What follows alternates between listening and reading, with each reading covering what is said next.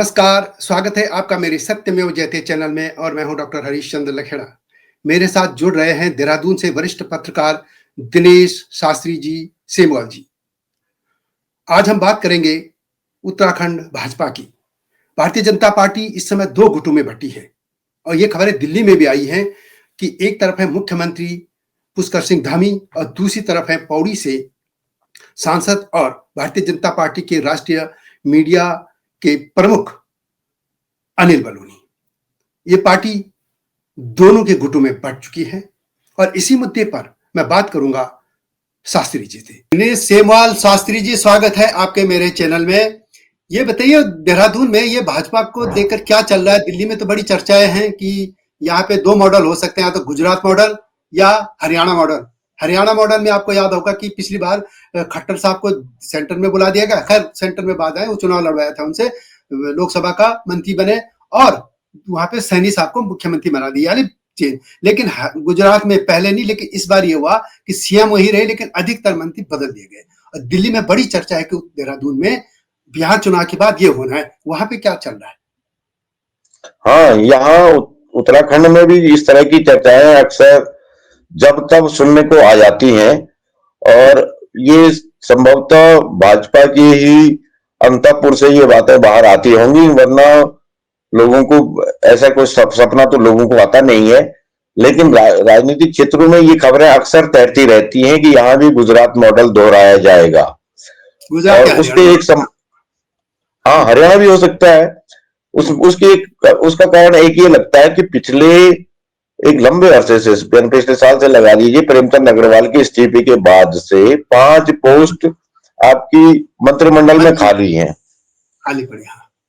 तो ये लगता है कि जी हो सकता है कि आमूल चूल लक्ष्मण सिलवेनिया स्टाइल कर दें कि सारे घर के बदल दें या कुछ परिवर्तन करना हो, तो एक उस तरह की संभावनाएं अक्सर जताई जाती हैं कि ये मंत्रिमंडल विस्तार इसलिए टल रहा है, वो टल रहा है।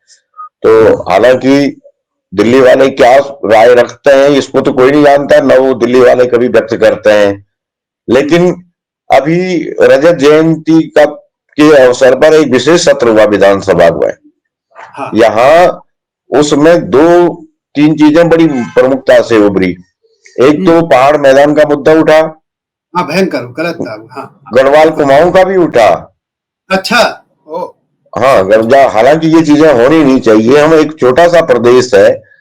हाँ, तो ये होना नहीं चाहिए। और पहाड़ मैदान भी क्या होता है, कितना मैदान है हमारे पास, छोटा सा मैदानी भाग है। हाँ। तो इन चीजों की जगह होनी नहीं चाहिए थी, लेकिन जगह बनी। और विनोद चमोली है बीजेपी के एक बहुत प्रखर विधायक। हाँ। उन्होंने तो उसी सत्र में कहा कि मूल निवास जो है 1950 का होना चाहिए। हाँ। और जो उन्होंने कहा भाई कि जो सड़क पे जो लोग चिल्ला रहे हैं इस बात को लेकर के, वो संख्या में कम हो सकते हैं, लेकिन उनकी बात सुनी जानी चाहिए। ये बहुत वाजिब बात कही थी उन्होंने। हालांकि कुछ लोग उनकी इस बात का विरोध करते हैं, क्योंकि एक बड़ी विडंबना है लखेड़ा जी, उत्तराखंड में एक अफसर कोई आज 18 तारीख को ज्वाइन कर रहा है तो 19 तारीख को उसका स्थायी निवास प्रमाण पत्र बन रहा है। हाँ, बिल्कुल। हाँ। और बाकी लोगों के लिए अलग नियम शर्तें हैं। तो जिस आदमी ने आज ज्वाइन किया उसको तो आप 24 घंटे के भीतर स्थायी निवासी मान रहे हैं। हाँ। और हम लोगों के लिए अलग शर्तें हैं। 2000 से पहले हम जब उत्तर प्रदेश में थे तो हमको डोमिसाइल सर्टिफिकेट मिलता था, मूल निवास प्रमाण पत्र मेरे पास है। लेकिन ये इस प्रसंग से भी पार्टी में, भाजपा में खेमे बने हैं। अब 2026 में एक नया परिसीमन होना है, उसके बाद क्या होगा वो अलग बात है। लेकिन वर्तमान में यहाँ साफ साफ पाया जा सकता है कि कितने गुट बीजेपी में हैं। हाँ। पहाड़ के पक्ष में कितने लोग हैं, मैदान के पक्ष में उधर मुन्ना सिंह चौहान एक अलग उनके अपने तर्क हैं और उनके तर्क में भी वजन है। विनोद चमोली के तर्क में अपना वजन है। और वो जो पहाड़ मैदान की जो बात एक आई थी टिहरी बांध को लेकर के, किशोर उपाध्याय और बसपा का एकमात्र शहजाद, तो इन लोगों के बीच हुआ, तो इससे राजनीतिक रिफ्ट बढ़ी है। ओके, मुख्य तौर पर 2 खेमे बताए जा रहे हैं दिल्ली में। एक मुख्यमंत्री पुष्कर सिंह धामी का है। हाँ, आप दिल्ली में रहते हैं तो आप इस बात को ज्यादा बेहतर जानते हैं कि क्या इन क्या दो कुछ चल रहा है। हाँ, बीजेपी के भीतर की मैं बात कर रहा हूँ। ये दो खेमे हैं और ये माना जा रहा है कि एक दिल्ली में कोई एक रिपोर्ट छपी थी, किसी ने छाप दी थी कि बलूनी मुख्यमंत्री बनना चाहते हैं और धामी के खिलाफ लगे ऐसे कुछ। तो ये माना गया कि धामी ग्रुप ने इस खबर को छपवा दिया, तो इससे भी दोनों पाले में खेमे में वो बटा। इससे एक बड़ी मुश्किल हुई, ये बात फैल रही है। हालांकि हम इन चीजों पर विश्वास नहीं करते, लेकिन क्योंकि यही होता है। देखिए ये हर पार्टी कर रही है, कांग्रेस ने भी किया, ये गढ़वाल से बना दिया, वो कुमाऊं से बना दिया, ब्राह्मण बना दिया, ठाकुर बना दिया। इस ग्रुप में ये हो रहा है झगड़े में कि गढ़वाल कुमाऊं के खेमे में पार्टी बंट रही है, बीजेपी की बात कर रहा हूं, और गढ़वाल कुमाऊं और ब्राह्मण ठाकुर के खेमे में भी बंट रही है। क्या ऐसा वहां पर भी चर्चा है? दिल्ली में तो ये चर्चा हो रही है। हाँ, चर्चा यहाँ भी होती है और इसका इसका लाभ तो होता नहीं है, नुकसान ज्यादा होते हैं।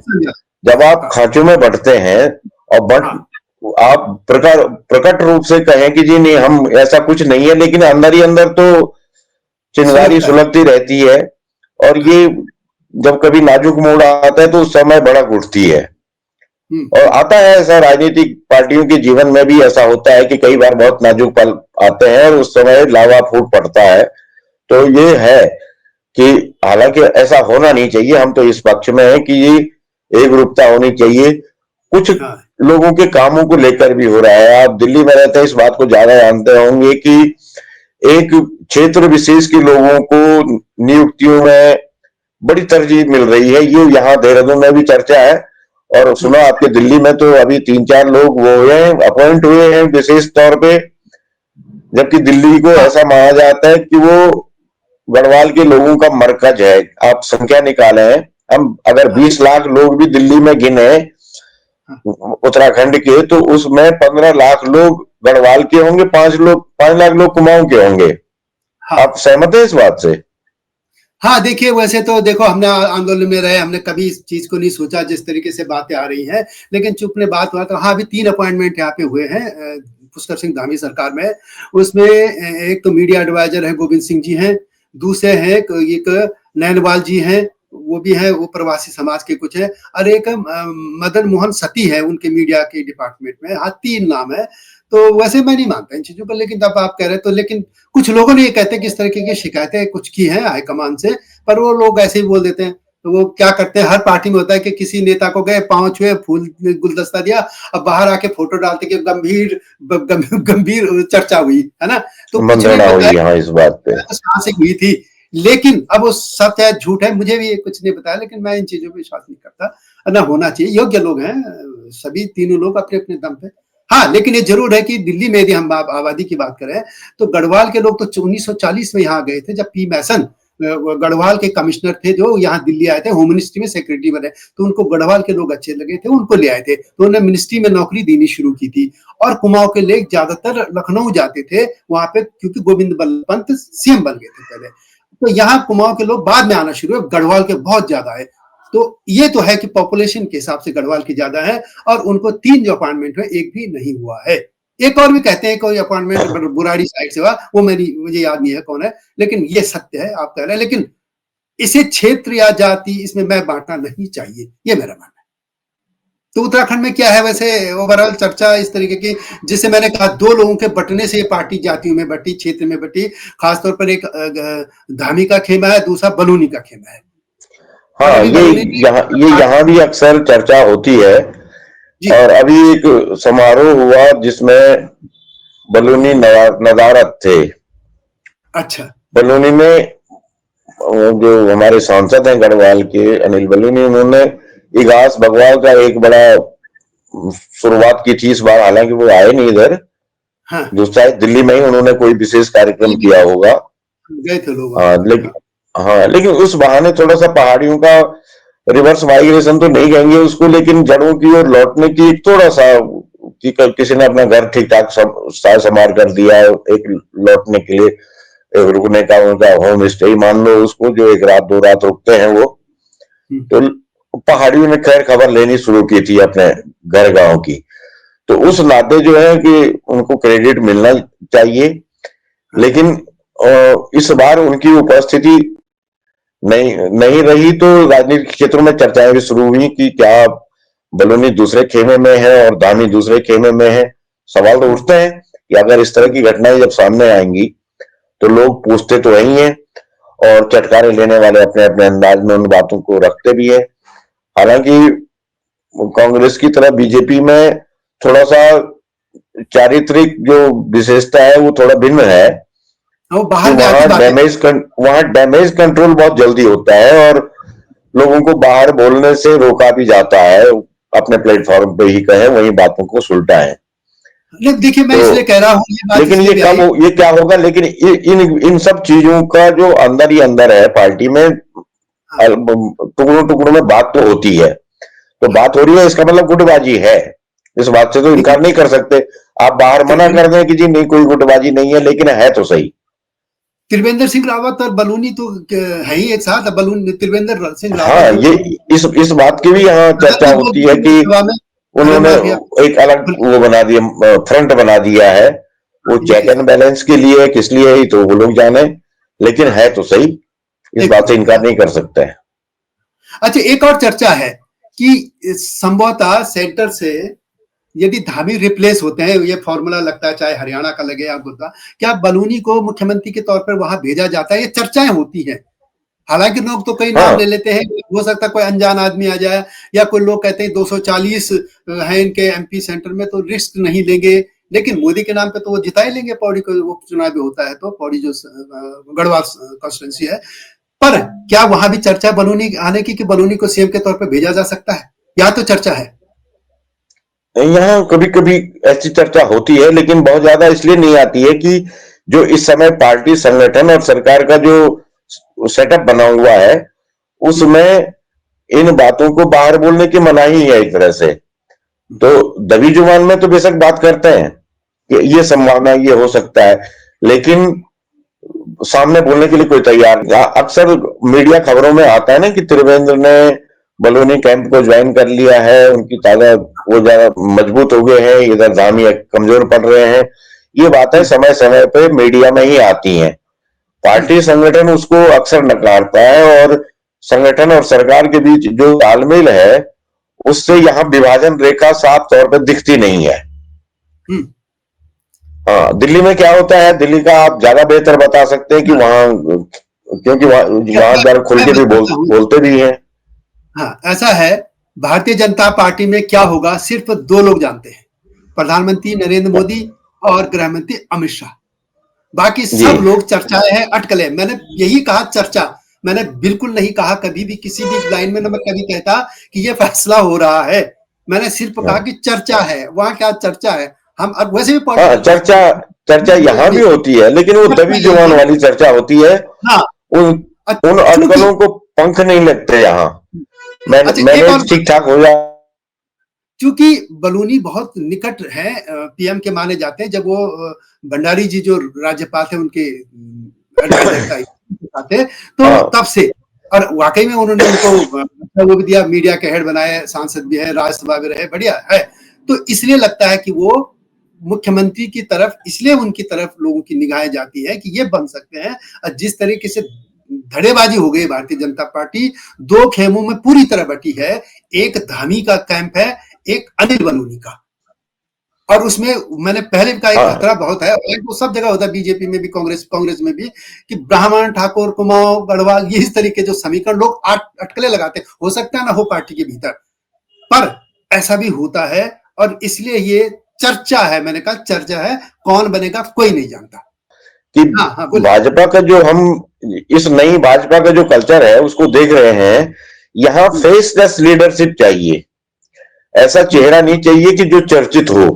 आप हाँ, अभी पिछले कालखंड में देख लीजिए कि राजस्थान में आप भजन लाल शर्मा को लाते हैं, जिनके नाम पे हाँ, कोई सर्व सहमति शायद ही हो। आप ना ना, मध्य प्रदेश में पच्चीस नया प्रयोग करते हैं, छत्तीसगढ़ में नया प्रयोग करते हैं, उड़ीसा में एकदम नया चेहरा। हाँ, मोदी के बाद मोदी आनंदीबेन पटेल को ही जानते थे, लेकिन उसके नहीं बाद पता। तो नए नए चेहरे आए हैं। तो एक नया ट्रेंड है वो फेसलेस लीडरशिप। हाँ, तो शायद मेरी बात से आप सहमत होंगे कि, बिल्कुल बिल्कुल। और उस आपकी उस बात से मैं सहमत हूं कि केवल दो लोग जानते हैं, तीसरा कोई नहीं जानता है। तो बंद मुट्ठी है, तो हाँ, बंद मुट्ठी जब खुलेगी तो तभी पता चलेगा, पत्ते तभी पता चलेंगे। लेकिन अच्छा, चलती रहे, चर्चाएं तो चलती रहती हैं, और चर्चाओं का बाजार तो चलता भी रहना चाहिए। उसी से थोड़ा सा ऊर्जा मिलती है लोगों को भी, और राजनीतिज्ञों को भी, पार्टी को भी। अब एक सवाल, अंत में एक सवाल, वो ये बताइए, यदि धामी के चेहरे पर ही पार्टी चुनाव लड़ने जाती है तो क्या जीतेगी? क्योंकि एंटी इनकम्बेंसी भी 10 साल का होगा सरकार के खिलाफ, और धामी के खिलाफ भी लगभग ये 6 साल, अगले साल जब चुनाव होंगे 6 साल का हो जाएगा, लगभग 6 साल से जो भी होगा। तो क्या धामी के चेहरे पर पार्टी जीतने की हालत में है, या मोदी के ही चेहरे पर जीतेगी पार्टी? लखेड़ा जी, 2022 में खटीनुमा का रिजल्ट क्या रहा था? हाँ, ये खुद ही हार गए थे। हाँ। तो चेहरा यहाँ नहीं होता है, यहाँ तो वो अभी जो चर्चा हुई कि 2 लोग जो तय करते हैं वो फाइनल है, और चुनाव भी वही लड़ाते हैं। हाँ, वरना कई चेहरे ऐसे थे कि जो विधानसभा में आ ही नहीं सकते थे। हाँ, बहुत से। हाँ। लेकिन वो आए और विधायक हैं। तो अब वो भाजपा पहले वाली अटल आडवाणी वाली भाजपा नहीं है, ये नए जमाने की भाजपा है। इसमें कुछ भी हो सकता है, कुछ हो सकता है। हाँ, बिल्कुल बिल्कुल। हाँ, कि जो निसंदेह पिछले 4-5 साल में पुष्कर सिंह धामी मजबूत हुए हैं, उनकी छवि, उनकी ब्रांडिंग अच्छी हुई है, और उन्हें हर कोई जानता पहचानता है। उनका कद तो बड़ा हुआ ही है। 27 में क्या होगा, 27 में तो इंतजार करेंगे। 1000 करोड़ रुपए खर्च करेंगे विज्ञापन पे, तो होगा ही। हाँ, वो उसको आप किसी भी संदर्भ में देख लें, लेकिन पुष्कर सिंह धामी आज एक ब्रांड तो है ही है। हाँ, ब्रांड है। लेकिन एक बात कहूं मैं अंत में, उत्तर प्रदेश के मुख्यमंत्री भी उत्तराखंड मूल के हैं, योगी आदित्यनाथ पहाड़ी हैं, और ये भी है, और उनके सामने कहाँ बौने साबित नहीं होते? आपको लगता नहीं है? कितने बौने?